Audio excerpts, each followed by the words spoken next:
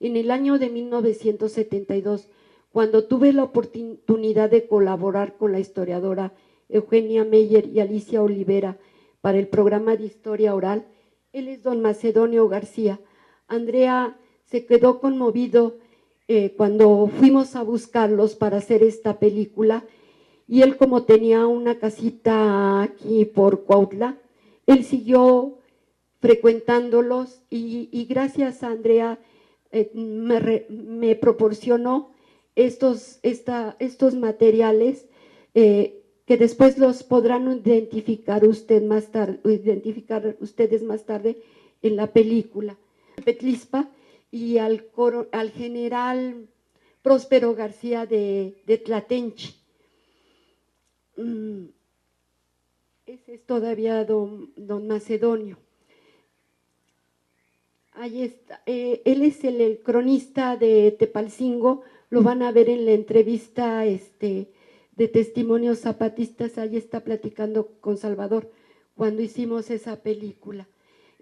Lo valioso para mí por estos documentos que envuelven el ambiente, el hogar, la casa, el ambiente, el espacio de ellos, sus espacios de vida, de sus viviendas. Para mí esto es una riqueza que viene a complementar los testimonios que nosotros tenemos en la biblioteca que les mencionaba, en la biblioteca Manuel Orozco Iber. Ese es ya el general Contreras, de aquí de Tepetlispa. Es un pueblo bellísimo, de veras. Si uno se viene por la carretera de Cuautla, Chalco a Meca para llegar a Cuautla, entiende más esta geografía zapatista. Mientras seguimos viendo al general Contreras, les voy a terminar de leer esto. Al realizar las entrevistas a los viejos zapatistas, iba con la convicción de que me iban a platicar sobre cómo habían conocido los planes revolucionarios, particularmente el plan de San Luis y el plan de Ayala. Mi sorpresa fue que muy pocos decían haberlo conocido.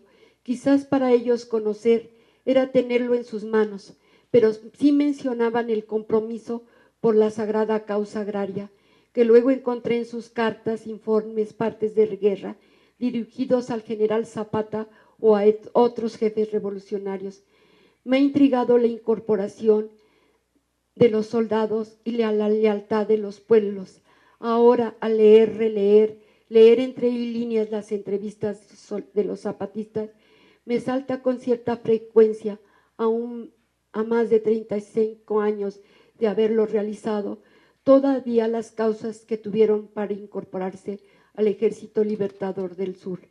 Salvador les decía, escribió en 83, cito: a pesar de que las causas directas de incorporación individual al zapatismo son obviamente casi infinitas, variantes entre uno y otro de los combatientes, como se verá en la selección de testimonios, los mecanismos de aceptación a las filas, el trato a los recién incorporados, el estatus adquirido y por adquirir al interior de las tropas, la obtención de grados y ascensos, cuyo valor era distinto al de un ejército profesional, con modelos europeos e incluso a los de las otras facciones revolucionarias, etc. Siguieron patronos conductuales específicamente campesinos. El valor cultural que tienen los campesinos, los valores morales, creencias, principios, sentimientos que, como todo ser humano, se manifiesta en sentido de identidad, de pertenencia. Así, mientras para el coronel Macedonio García de Juchitepec, Estado de México, al iniciar la entrevista me mostró su hoja de bautismo.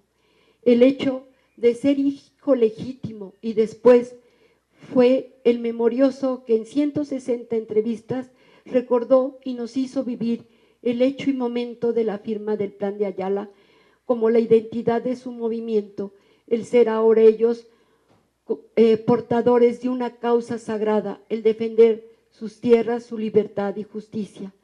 Con el mismo tono escucho la voz del sargento primero de infantería Luis Ramos Juárez de San Antonio Tlatenco, Puebla, dijo: Soy hijo natal de aquí, de San Antonio Tlaltenco. Me quedé huérfano de papá y mamá. Pues, ¿con quién nos vamos a alojar?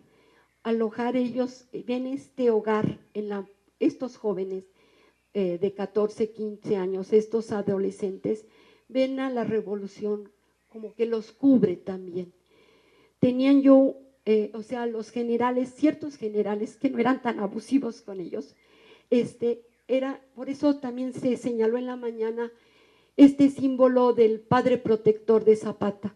Y en las cartas así ellos, no los dicen tanto en las entrevistas, pero en las cartas sí se ve este sentido del padre protector justiciero. Entonces por eso dice él, ¿con quién nos vamos a alojar? Tenía yo una tía aquí, pero pues no, me echó a la calle, me echó a la calle. Por eso yo mejor me fui a la revolución a los 17 años. Nosotros no sabíamos qué cosa íbamos a pelear, pero Zapata ya después que ya mandó el plan de Ayala, que pelear tierra, libertad, justicia y ley. Pero eso es como ya venimos sabiendo después muy después. Pero primero no sabíamos que vamos a la revolución, pero no sabemos qué cosa vamos a pelear.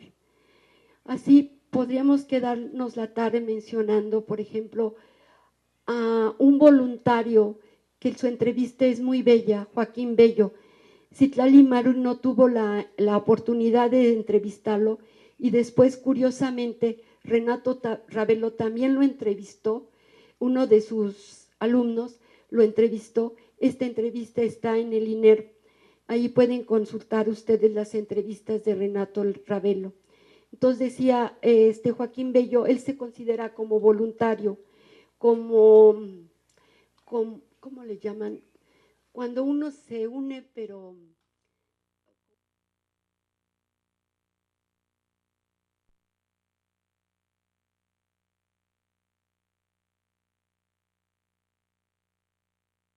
acercándose los soldados de Encarnación Díaz y fueron a buscarlo y a pedirle orientación para que él los guiara por los senderos, por las barrancas, por los cerros que él conocía. Y él decía que se daba la libertad de acompañarlos y después volvía a regresar a ver a las ovejas que tenía el ganado, no se lo fueran a robar los coyotes o los lobos. Pero él se sentía gustoso de andar siguiendo y orientando a los revolucionarios de Guerrero, ¿no? Por otro lado tenemos al soldado Miguel Parra, quien relata cómo de una paliza que le dio su papá sintió coraje hacia y mejor decidió irse a la revolución. No les voy a leer el relato, pero quisiera nada más terminar con dos cositas. Hace rato les decía que no me acordaba, pero quisiera mencionar algo que ustedes tienen más cerca que nosotros de la ciudad, que tienen un joven, a un joven interesado en hacer cine documental, Francesco Tabone, quien hizo no la última película, creo que la última película con testimonios zapatistas. Bueno, sí, creo que sí fue Francesco, porque hubo después otro cineasta argentino que hizo Los zapatos de Zapata. Pierdo cronológicamente ahorita quién fue primero o después, pero el trabajo de Taboada para mi gusto, todos los intentos han sido buenos, todos pueden dejar este esbozo, este boceto de paisaje, de personas que a él ayer nos mostró Salvador. Por último, ya para no abusar de su paciencia y de los otros ponentes, quiero leerles una carta que don Luis le mandó a Alicia. Es muy llena de fuerza, de sentimiento.